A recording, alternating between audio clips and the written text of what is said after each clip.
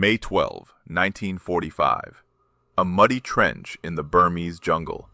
3 Gurkha riflemen crouched in darkness, listening to the sounds of at least 200 Japanese soldiers creeping through the undergrowth toward their position. Rifleman Lachiman Gurung, 27 years old, 4 feet 11 inches tall, gripped his Lee-Enfield rifle and waited. His post was the most forward position of the entire British defensive line, the key to the whole perimeter. If it fell, the Japanese would roll up the flank and slaughter 2 companies of surrounded Gurkhas. At 1:20 in the morning, the grenades started falling. Gurung watched the first one arc through the darkness and land just outside his trench. He scooped it up, threw it back. The explosion lit up the jungle for a split second, revealing dozens of Japanese soldiers rushing his position.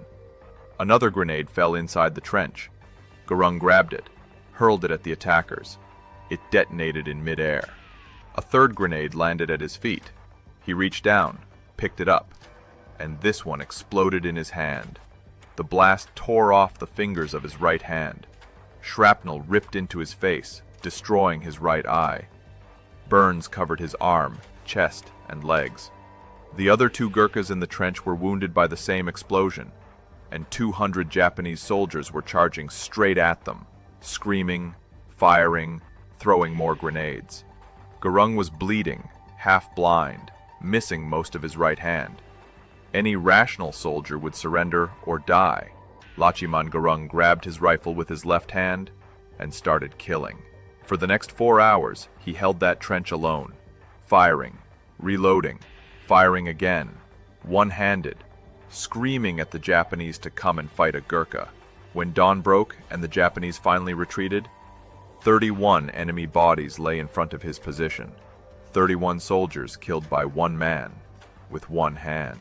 A man who, according to every rule of warfare, should have been dead in the first minute of combat. This is the untold story of the most incredible one-man stand in World War II history.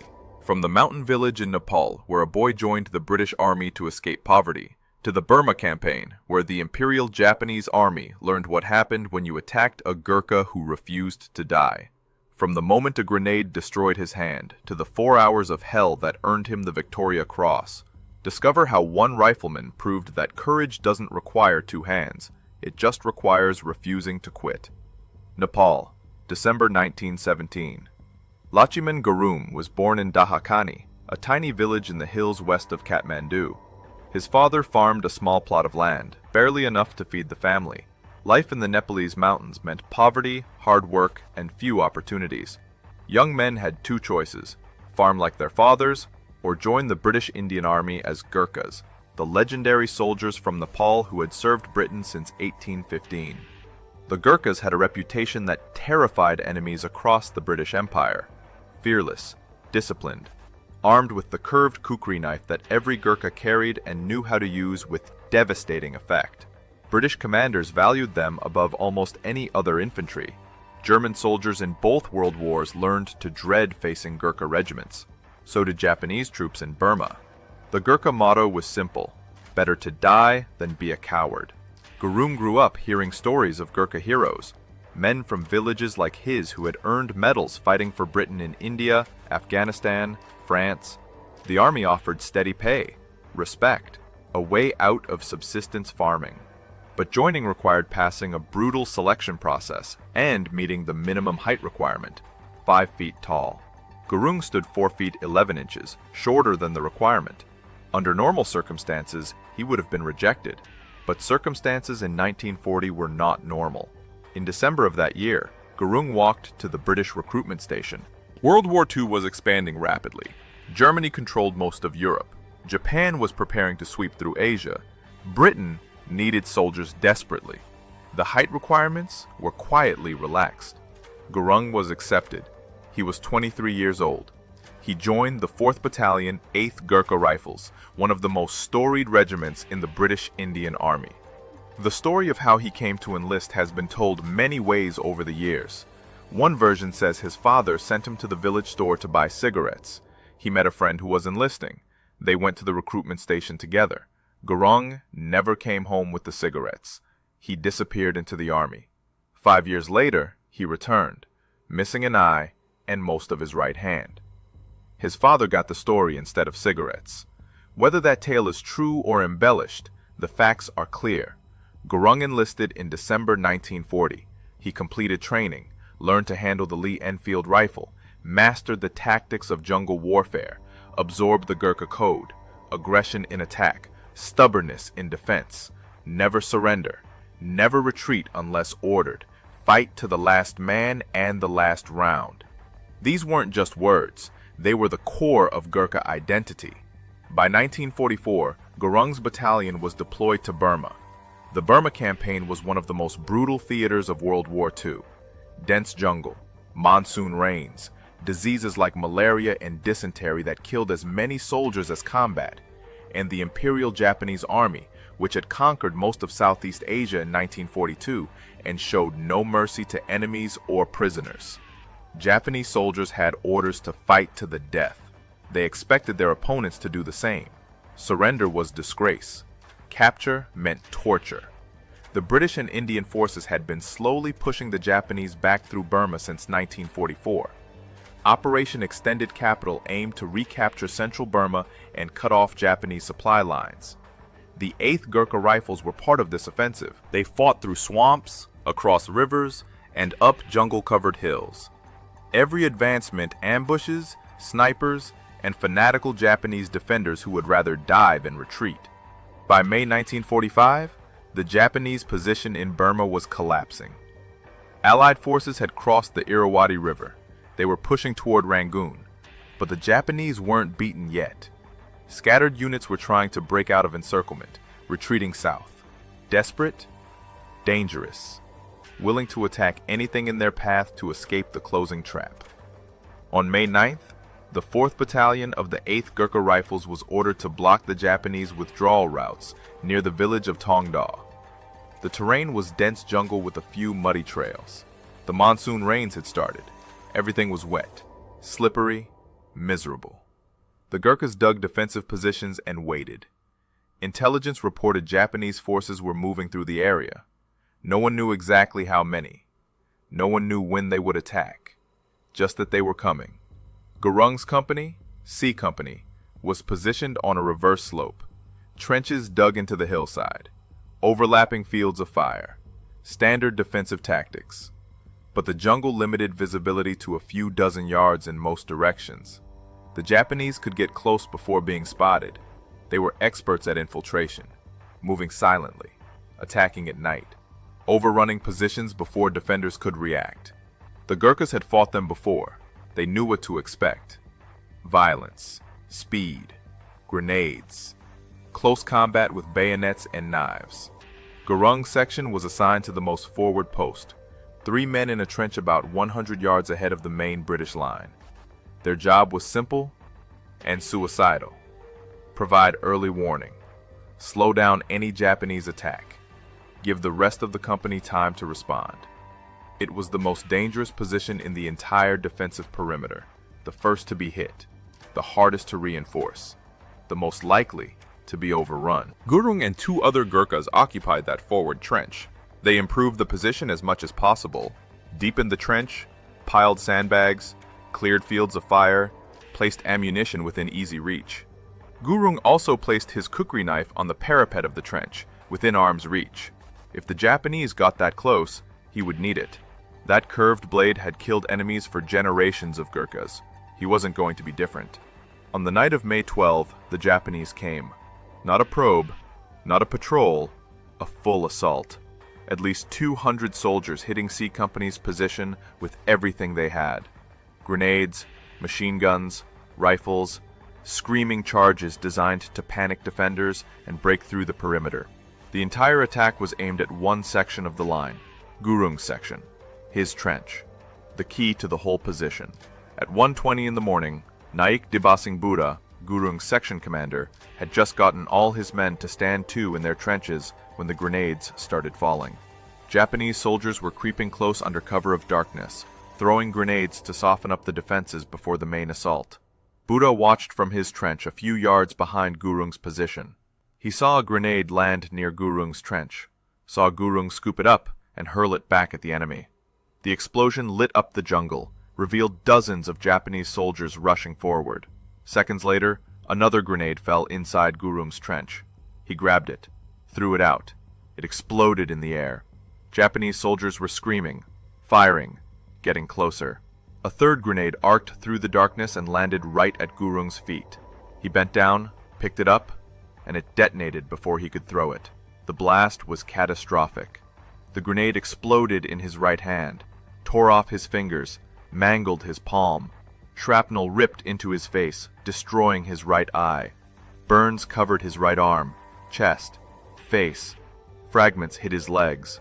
The force of the explosion threw him backward. Blood poured from dozens of wounds. The other 2 Gurkhas in the trench were hit by the same blast, all 3 men wounded. And 200 Japanese soldiers were seconds away from overrunning the position. The 2 other Gurkhas in the trench were badly wounded, unable to fight, bleeding, disoriented. The Japanese assault was seconds away from overwhelming the position. Any other soldier would have abandoned the trench, fallen back to the main line, sought medical attention.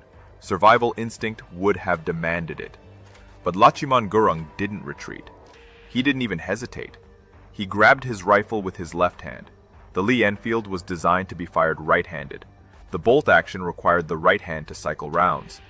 Gurung's right hand was destroyed, a mangled mess of blood and bone. It no longer worked. So he improvised. He braced the rifle against his left hip, worked the bolt with his left hand, aimed with his one remaining eye, and started firing at the shadows rushing toward him through the darkness. The Japanese soldiers expected to find dead or dying defenders. They expected to overrun the trench in seconds.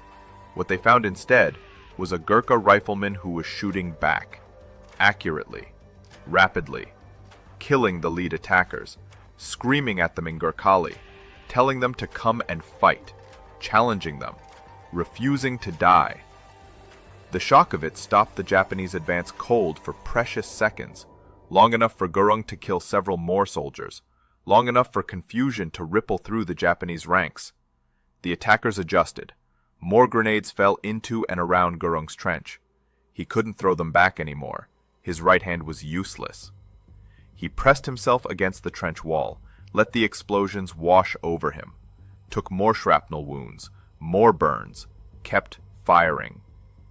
The Japanese tried rushing the position. Gurung shot them down, one after another. The bodies piled up in front of his trench. The dead became obstacles that slowed the living. From his position behind Gurung, Naik Devasingbura watched in disbelief. He had seen combat before. He had seen Gurkhas fight with incredible courage, but this was something beyond normal courage. This was a wounded man who should have been incapacitated, fighting with the effectiveness of a full-strength squad. Bora tried to send men forward to reinforce Gurung's position. The Japanese fire was too intense. Anyone who tried to reach that forward trench would be cut down before covering half the distance. So Gurung fought alone. One man, one eye, one hand, against 200 Japanese soldiers who were determined to break through his position. The physical challenges were almost incomprehensible. The Lee Enfield rifle weighed 9 pounds. Operating the bolt action one-handed while aiming and firing required strength, coordination, and practice that Gurung had never trained for.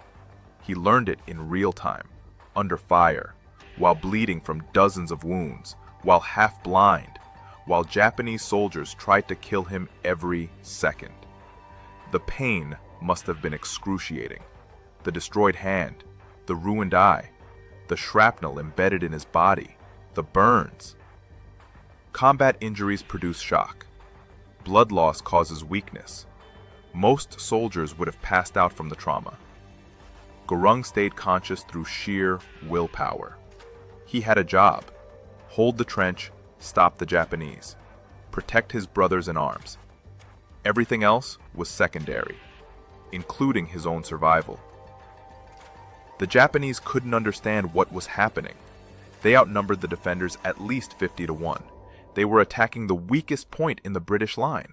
They had surprise and momentum. And one wounded Gurkha was stopping their entire assault. Officers tried to rally their men. Push forward. Overrun that cursed trench! Every attempt met the same result. Rifle fire, dead soldiers. A voice screaming defiance from that forward position. Come and fight the Gurkhas! The attackers changed tactics.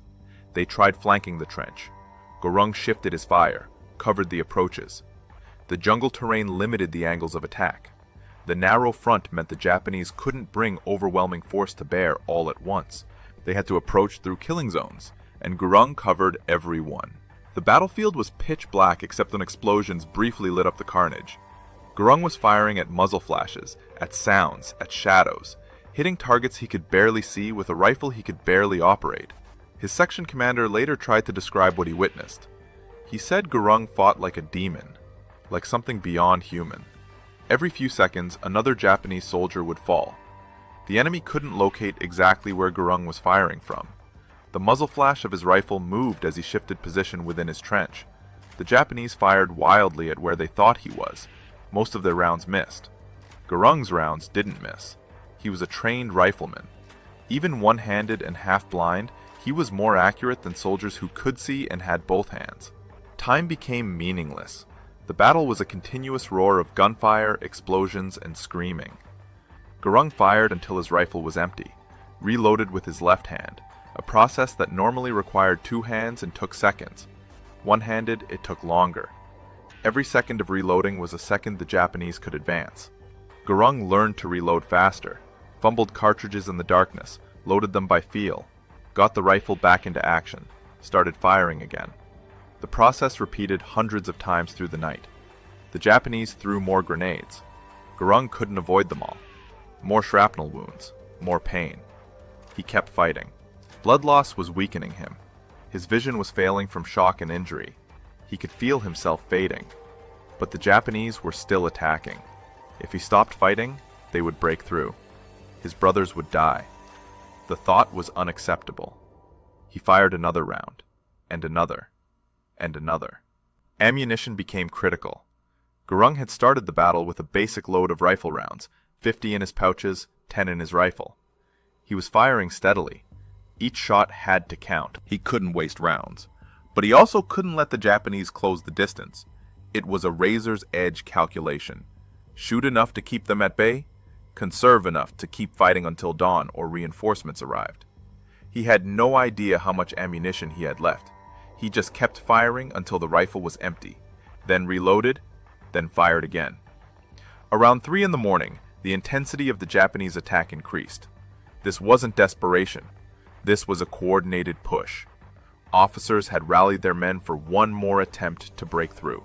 They came at Gurung's position from multiple angles, throwing grenades, firing machine guns, rushing forward, accepting casualties, determined to overrun that single defended position that had stopped them for over an hour.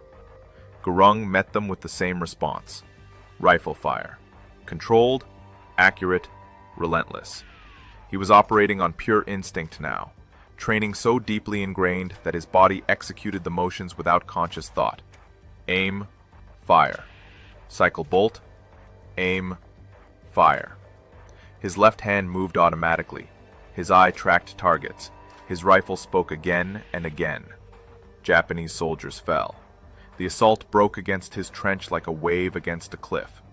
By 4 in the morning, the Japanese attacks were losing momentum. The officers couldn't rally their men for another push. Too many casualties. Too many bodies in front of that cursed trench. Too much fear of the unseen demon who wouldn't die and wouldn't stop killing. The attackers pulled back, regrouped, tried to figure out what to do. They still outnumbered the defenders massively, but mass didn't matter if they couldn't bring it to bear, and bringing it to bear meant advancing through Gurung's killing zone. No one wanted to be the next soldier to die in front of that trench. Gurung used the lull to take stock. He was barely conscious. Blood loss and shock were taking their toll. His right hand hung useless. His right eye was destroyed. Shrapnel wounds covered his body. Every movement brought fresh agony. He had no idea how many rounds he had left. He felt for cartridges in his pouches. Not many. Maybe enough for one more attack. Maybe not. He didn't think about medical attention. Didn't think about evacuation. Just watch the darkness. waited for the next assault, kept his rifle ready. Behind him, the rest of C Company was holding their positions. They could hear the battle at Gurung's trench. They tried to provide supporting fire, but the darkness and jungle limited what they could do. Naik Bura reported the situation to his company commander. One rifleman holding the forward post alone, heavily wounded, still fighting, stopping an entire Japanese assault. The commander didn't believe it at first. Then he listened to the pattern of fire. Single rifle shots, controlled, precise, coming from that forward position. Still holding, still fighting. Reinforcements couldn't reach Gurung. The Japanese controlled the ground between his trench and the main line. Any relief attempt would be wiped out.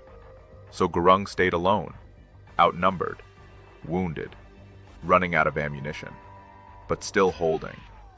The Japanese had committed their entire force to breaking through this one point. They had failed. One man had stopped them, a man who, by every rational assessment, should have been dead in the first minutes of combat. As dawn approached, the Japanese tried one final assault. This was desperation. They needed to break through before daylight, before Allied aircraft could spot them, before reinforcements arrived. They gathered their remaining strength, charged Gurung's position one more time, screaming, firing everything they had, accepting that many would die, believing that sheer numbers would finally overwhelm that single defender.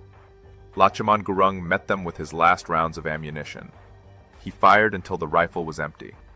Then he grabbed his kukri knife, the curved blade that every Gurkha carried. If the Japanese reached his trench, he would kill them with steel, one-handed, half-blind, bleeding out. He would fight with the knife until they killed him or he killed them all. Better to die than be a coward. But the Japanese assault broke before reaching his trench. The final charge faltered. Attackers fell. The survivors pulled back into the jungle. Dawn was breaking. The darkness that had concealed them was fading. Staying meant being caught in the open, being slaughtered by Allied aircraft and artillery. The Japanese withdrew, melted back into the jungle, left their dead behind, retreated from a position they should have overrun in minutes. As the sun rose on May 13th, Naik Dabasing Bura and other Gurkhas rushed forward to Gurung's trench. They expected to find him dead. No one could survive that long under such intense attack while so badly wounded. But Lachaman Gurung was alive, barely, sitting in his trench surrounded by empty shell casings, his rifle in his lap, his kukri knife on the parapet within reach, his right hand destroyed, his right eye gone, blood everywhere. He was still conscious, still watching the jungle, still ready to fight if the Japanese came back. Bura and the others pulled him from the trench, gave him water, applied field dressings to his wounds. The damage was catastrophic. His right hand would never function again. His right eye was gone. Shrapnel wounds covered his body. Burns needed treatment. He had lost massive amounts of blood, but he was alive, and his trench had held. The Japanese had failed to break through. The entire C Company perimeter was intact, because one rifleman had refused to let them pass. Medical evacuation came quickly. Gurung was carried to the rear. Field surgeons worked on him for hours. They saved his life, but couldn't save his hand or eye. The hand was amputated. Just a stump remained where his right hand had been. The right eye was permanently blind. Shrapnel fragments were removed from his body. Burns were treated. He would survive, but he would never be the same. While Gurung was being evacuated, other Gurkhas examined the battlefield around his trench. What they found astonished them. 31 dead Japanese soldiers lay within a few yards of his position. 31 confirmed kills, all shot by one man, with one hand, in 4 hours of continuous combat. The physical evidence told the story better than words. Blood trails showed where wounded Japanese had been dragged away. Equipment scattered across the ground indicated many more casualties beyond the confirmed dead. Gurung had single-handedly stopped an assault by at least 200 soldiers. The recommendation for the Victoria Cross was immediate.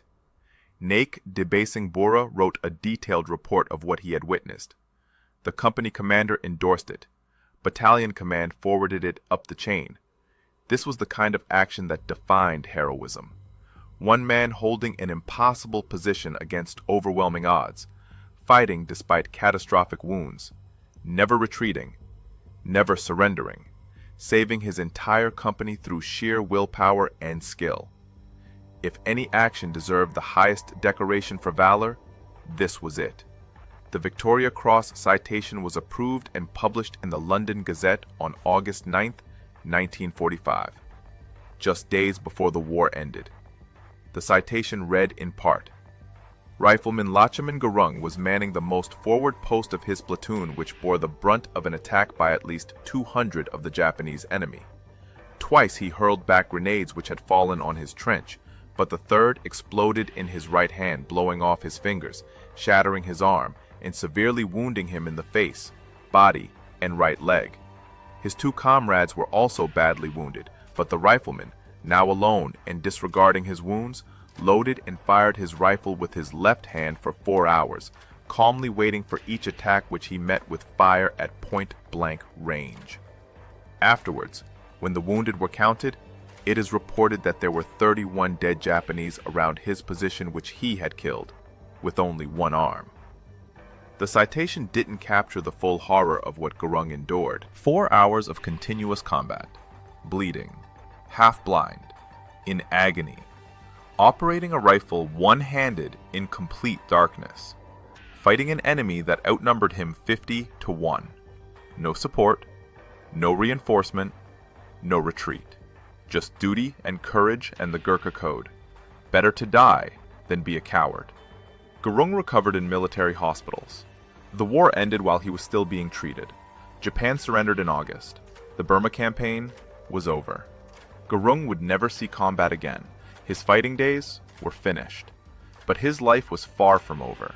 He returned to Nepal, to his village, to his family, missing an eye and a hand, carrying the Victoria Cross, the highest military decoration in the British Commonwealth. Only 13 Gurkhas have ever received it. Gurung was one of them. Life after the war was difficult. He couldn't farm effectively with one hand. The British government provided a small pension for Victoria Cross recipients. It wasn't much. Gurung struggled financially for years.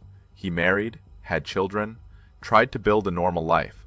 But he was famous in Nepal, the one-handed Gurkha who had killed 31 Japanese soldiers. People treated him with immense respect. Children learned his story in school. He became a living symbol of Gurkha courage. In 1995, 50 years after his action at Tong Da, Gurung was invited to London for Victoria Cross commemorations. He traveled to Britain, met with other VC recipients, was honored by Queen Elizabeth II, attended ceremonies at the Imperial War Museum. People wanted to hear his story, wanted to understand how he had done what he did. Gurung's answers were always simple. I was a Gurkha. I had my duty. I did what needed doing. He lived in Nepal for the rest of his life. The British government eventually increased pensions for Gurkha veterans. Gurung received better support in his later years. He became an advocate for Gurkha welfare, spoke about the need to care for aging veterans, reminded people that soldiers from Nepal had served Britain faithfully for generations and deserved respect and support. His voice carried weight. He was a living legend, a Victoria Cross holder, someone who had proven courage beyond any doubt. Lachaman Gurung died on December 12, 2010. He was 92 years old. His death was mourned across Nepal and Britain. News organizations covered his passing. Military units honored his memory. He was cremated, according to Hindu tradition. His Victoria Cross medal was preserved for future generations. The story of his one-man stand was told again in obituaries and remembrances. How one rifleman had done what should have been impossible. How courage and duty had overcome injury and odds. How a Gurkha had shown the world what better to die than be a coward actually meant. His legacy endures in multiple ways. The 8th Gurkha Rifles, now part of the Indian Army, teach his story to every new recruit. Young Gurkhas learn about Lachaman Gurung the same way Gurung learned about heroes from earlier generations. The cycle continues. The Gurkha Museum in Winchester, England, displays information about Gurung's action. Visitors can read his Victoria Cross citation, see photographs of him, understand what he accomplished on that night in May 1945. But perhaps the most important legacy is what his story represents. Lachiman Gurung was not superhuman. He was 5 feet tall in a world that preferred taller soldiers. He came from a poor farming family in Nepal. He had no special advantages, no elite training, no advanced weapons. What he had was duty, courage, the willingness to stand his ground when every instinct screamed at him to run, the refusal to quit when quitting would have been entirely justified. The Japanese soldiers who attacked his position that night were not cowards. They were experienced fighters. They had conquered most of Asia. They fought with fanatical determination. They outnumbered Gurung massively. They had every tactical advantage, except one. They didn't have a Gurkha in their way. And that one Gurkha refused to let them pass, refused to die, refused to fail his duty. The Japanese couldn't understand it, couldn't overcome it, couldn't break through. 200 soldiers stopped by one wounded man who simply would not quit. Modern soldiers study Gurung's action in military academies, trying to understand the psychology of it, trying to quantify the factors that allowed him to accomplish what he did. The truth is simpler than the analysis. Gurung was trained. He was brave. He was committed to his brothers in arms. When the moment came, he did what Gurkhas have always done. He fought. He didn't calculate odds or consider alternatives. He had a job. Hold the trench. He held it. Everything else was irrelevant. The physical challenges alone should have stopped him. Operating a bolt-action rifle one-handed requires both hands. Loading requires both hands. Aiming accurately with one eye in pitch darkness is nearly impossible. Staying conscious with catastrophic injuries and blood loss defies medical expectations. Gurung did all of it, not because he was invulnerable, but because he accepted no alternative. The trench would hold because he was in it. The Japanese would not pass because he would not let them. Simple as that. There's a temptation to view actions like Gurung's as aberrations, impossible feats that normal soldiers couldn't replicate. But Gurung would reject that interpretation. He considered himself an ordinary Gurkha doing his duty. Nothing special, nothing superhuman. Just a rifleman who refused to quit. His message to future generations was clear. Courage isn't the absence of fear. It's fighting despite fear. Duty isn't following orders when it's easy. It's doing your job when it's impossible. Honor isn't winning. It's refusing to lose. The trench where Lachiman Gurung made his stand no longer exists. The Burmese jungle has reclaimed that hillside. The battlefield is gone. The physical evidence eroded by time and weather. But the story remains, passed down through Gurkha regiments, taught to new soldiers, remembered by historians, celebrated by a grateful Britain and Nepal. 31 dead Japanese soldiers, 4 hours of hell, one hand, one eye, one Gurkha who simply would not die. When people ask how he did it, the answer is both simple and profound. He was a Gurkha. Better to die than be a coward. On May 13, 1945, Lachiman Gurung proved that maxim wasn't just words. It was reality. It was duty. It was who he was. The Japanese learned that lesson the hardest way possible, and the world learned what one man with one hand could accomplish when he simply refused to quit. If this story moved you, we'd be honored if you'd like this video. Stories like these take days of research to bring to light. Your support helps us uncover more forgotten heroes from World War II. Subscribe and turn on notifications so you never miss another incredible story from the greatest generation. We want to hear from you. In the comments below, tell us where you're watching from, your country and city. Many of you served in the military or had fathers and grandfathers who fought in this war. Did you know someone who served with Gurkha regiments?